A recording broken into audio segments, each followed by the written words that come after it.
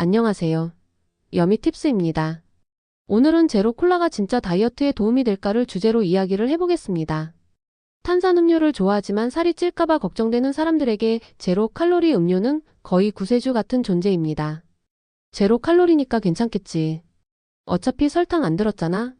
이건 물이랑 다를 바 없지. 이런 생각으로 하루에 콜라 제로 두세 캔씩 마시는 사람 주변에 정말 많습니다. 그런데 진짜 괜찮은 걸까요?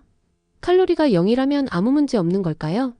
실제로 콜라 제로나 다이어트 탄산음료가 체중 감량에 도움되는 걸까요? 아니면 우리가 모르는 숨겨진 대가가 있는 걸까요?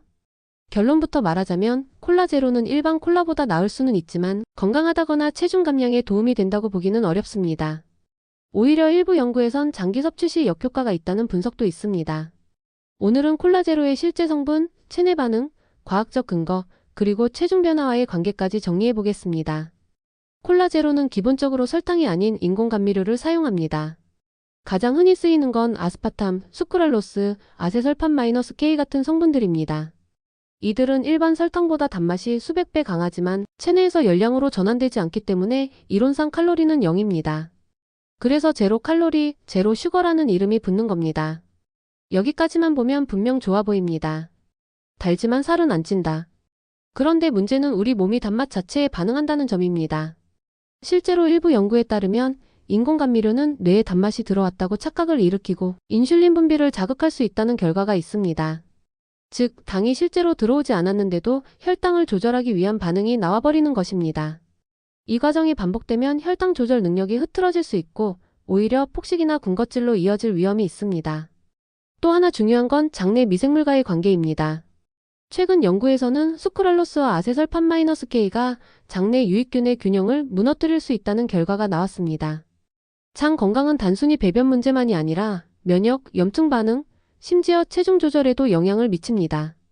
장내 미생물 균형이 무너지면 인슐린 저항성 증가, 지방 축적, 식욕 증가 같은 연쇄 반응이 발생할 수 있다는 게 최근 학계의 분석입니다. 그렇다면 콜라 제로가 오히려 살을 찌게 할 수도 있다는 걸까요? 아주 직접적인 인과관계는 아직 확정되지 않았지만 다수의 대규모 추적 연구에서 제로 음료 섭취자들이 오히려 체중 증가 경향을 보인다는 데이터는 존재합니다. 예를 들어 미국 샌안토니오의 한 대학병원 연구에 따르면 9년간 약 4,000명을 추적한 결과 제로 음료를 정기적으로 마신 사람들은 마시지 않은 사람보다 평균 체중 증가폭이 더 컸다고 합니다. 또한 하버드 공중보건대학의 보고서에서도 인공 감미료가 식욕 조절을 방해해 오히려 전체 섭취 칼로리가 증가할 수 있다는 가능성을 제기하고 있습니다. 물론 단기적으로 보면 일반 콜라보다 나은 선택일 수는 있습니다. 355ml 캔 하나 기준 일반 콜라는 약 14만 150kcal, 설탕 3540g 들어 있습니다. 반면 콜라 제로는 칼로리 0, 설탕 0입니다. 이론적으로만 보면 매일 콜라를 마시던 사람이 제로로 바꾸면 1년에 수 kg 감량 효과가 있을 수도 있습니다. 하지만 문제는 제로라는 말이 주는 심리적 착각입니다. 제로 칼로리니까 맘 놓고 마셔도 돼. 음료는 제로 마셨으니 디저트는 먹어도 되겠지? 이런 식의 보상. 심리가 작동하면서 결과적으로 더 많은 열량을 섭취하게 되는 경우가 많습니다. 특히 콜라 제로와 고칼로리 간식을 함께 먹는 조합은 현대인의 체중 증가 주범 중 하나로 지목되고 있습니다.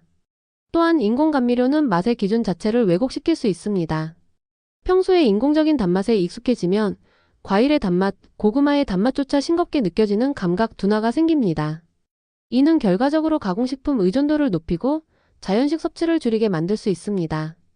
이 모든 걸 종합해보면 콜라 제로는 일반 콜라보다는 분명 나은 선택일 수 있지만 체중 감량에 직접적인 도움이 된다거나 건강에 좋다고 단정 지을 수는 없습니다. 오히려 무분별한 섭취는 대사 혼란, 식욕 증가, 장내 환경 악화, 단맛 민감도 저하 같은 부작용을 유발할 수 있습니다. 그렇다고 해서 콜라 제로 절대 마시지 말라는 의미는 아닙니다. 중요한 건 언제, 얼마나, 어떤 목적으로 마시는가입니다. 가끔씩 음료 대체로 마시는 것은 괜찮고 식후 디저트처럼 마시는 것도 괜찮습니다. 하지만 매일 하루 2캔이나 3캔씩 마시거나 이걸 마셨으니 더 먹어도 되겠지라는 보상 심리와 결합된다면 위험합니다. 건강하게 마시고 싶다면 다음을 기억해야 합니다. 하루 1캔 이하 일주일 2회 정도가 적당하고 공복 섭취는 피해야 하며 다이어트 식품으로 착각하지 말고 수분 섭취는 콜라 제로가 아닌 물로 해야 합니다. 그리고 무엇보다 단맛에 대한 기준을 의식하고 내 혀가 중독되지 않게 조절하는 것이 중요합니다.